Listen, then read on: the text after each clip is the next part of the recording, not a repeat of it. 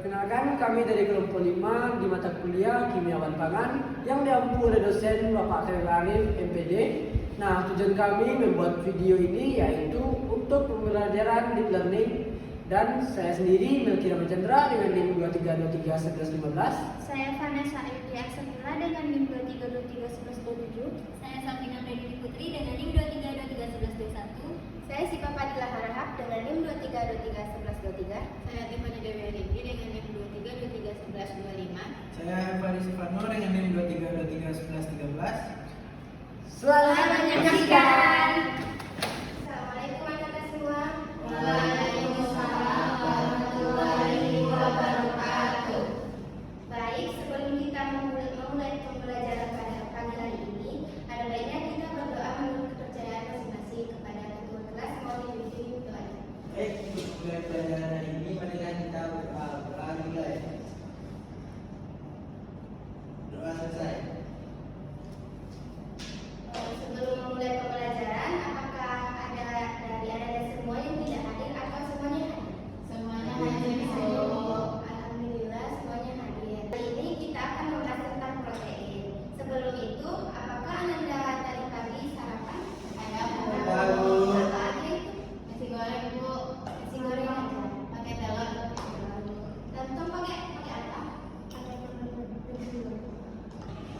Baiklah, semua yang makanan yang Anda sebutkan itu adalah contoh dari protein, di mana protein adalah senyawa organik kompleks yang tersusun dari satuan-satuan kecil yang bernama asam amino. Asam amino ini saling berkaitan dengan membentuk rantai panjang. Baiklah anak-anak semua, apakah ada yang bisa menyebutkan contoh-contoh dari gambar ini? Telur, Bu. Terus, Tempe, Bu. susu, Bu. Dan ikan. Baik, itu adalah contoh-contoh dari protein. Baiklah, Nana Ibu, selanjutnya kita akan membahas fungsi dari protein yang telah Anak Ibu sebutkan tadi. Yang pertama, fungsinya yaitu mendukung pertumbuhan dan perkembangan sel tubuh. Yang kedua, memperbaiki jaringan tubuh yang rusak. Yang ketiga, menyusun enzim yang mengatur reaksi kimia.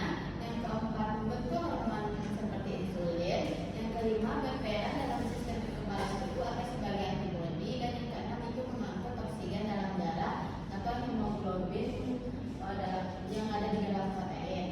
Nah, dari fungsi-fungsi yang telah Ibu sebutkan tadi, dari mana sih kita mendapatkannya? Dari makanan. Betul, dari makanan yang telah kita pelajari tadi seperti tahu, tempe, ikan, dan sebagainya. Nah, berikut beberapa juga protein itu terbagi menjadi dua. Yang pertama itu ada protein hewani dan juga protein nabati. Nah, anak-anak itu bisa melihat gambarnya. Yang di protein hewani itu ada apa-apa saja? Susu, Terus? daging, telur, kacang. Udang. Selanjutnya juga ada di nabati. Nabati ada apa-apa aja? Ada tahu,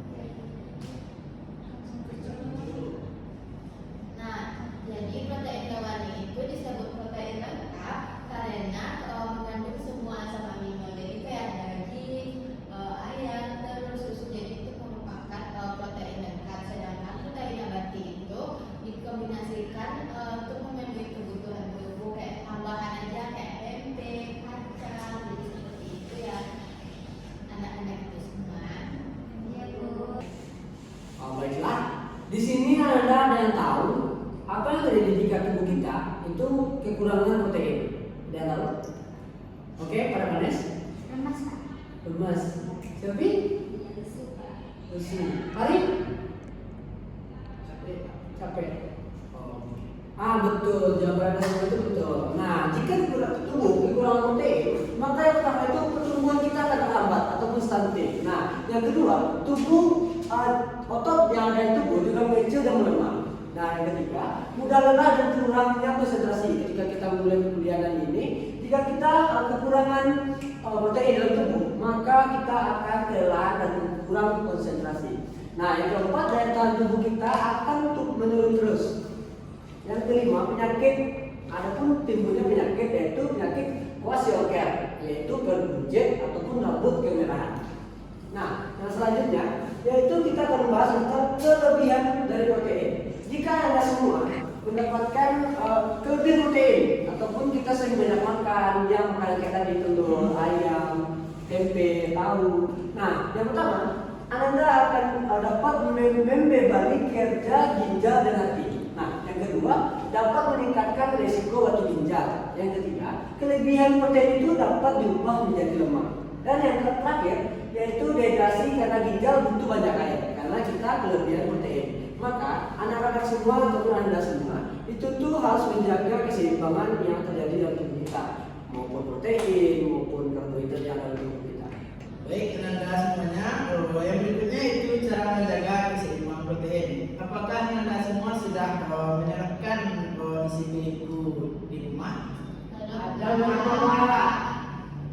Isi milikku itu berisikan seperti makanan pokok seperempat dari piring, sayuran seperempat, lauk pauknya seperenam dari piring, dan buah-buahan. Yang selanjutnya yang tidak boleh dilupakan juga yaitu minum air putih sebanyak 8 gelas per hari. Dan jangan lewatkan makan. Asupan protein itu harus rutin di anak semua.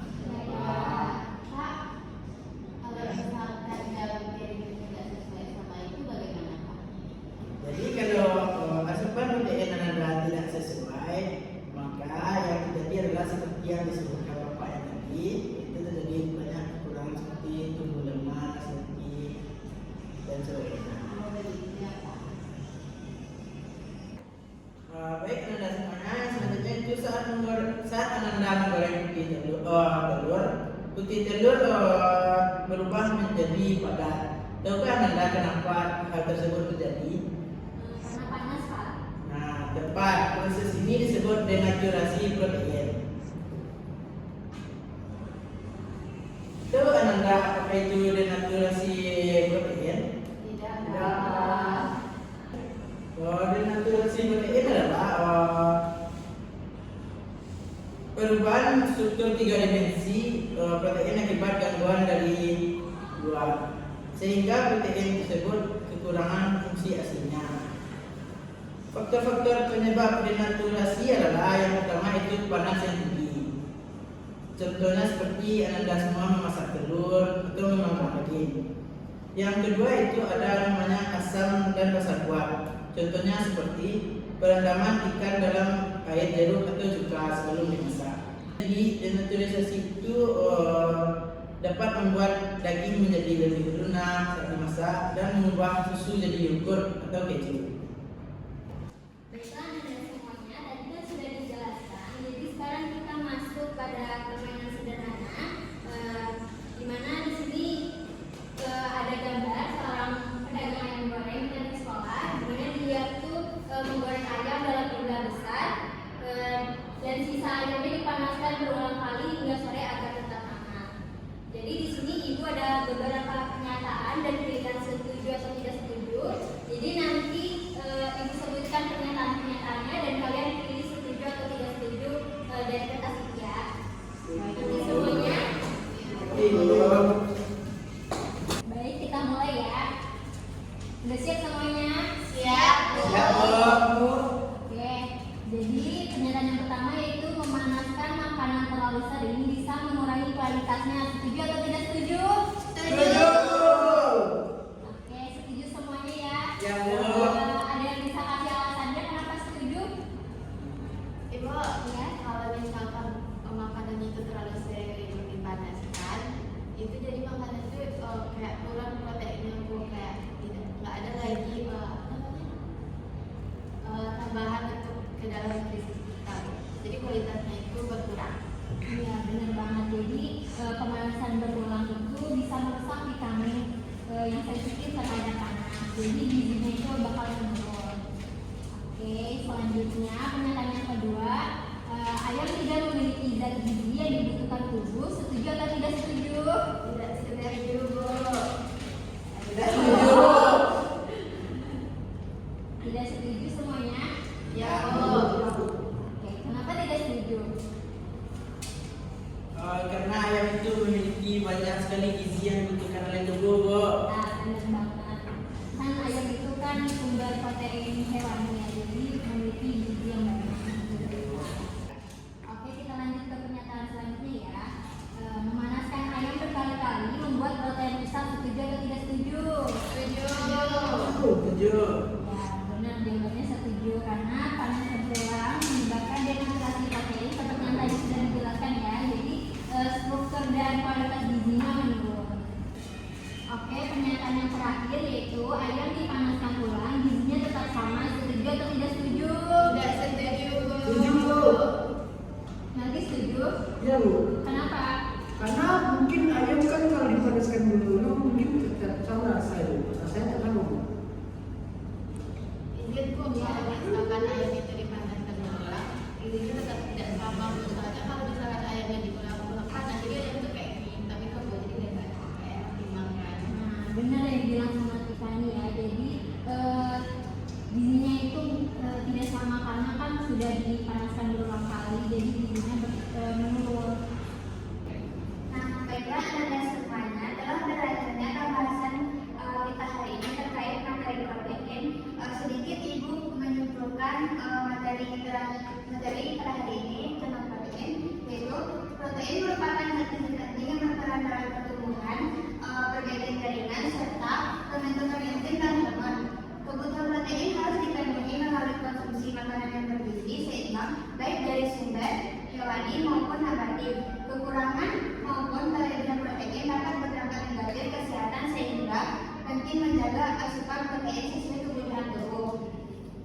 Oh, berarti kita harus menjaga protein sesuai dengan kebutuhan tubuh agar tubuh tetap seimbang, ya, Bu. Nah, ya, betul. Jadi alangkah dari itu kita harus mengonsumsi protein, tetapi kita harus juga memperhatikan jangan sampai kekurangan protein dan kelebihan protein. Ya, secukupnya saja ya. Baik. Nah, baik anak-anak semuanya, sekian materi kita hari ini. Sudahi. Assalamualaikum warahmatullahi wabarakatuh. Waalaikumsalam warahmatullahi wabarakatuh. Terima kasih, Bu. Sekian video pembelajaran deep learning dari kelompok 5 di mata kuliah kimia berpangan. Kami ucapkan Assalamualaikum warahmatullahi wabarakatuh.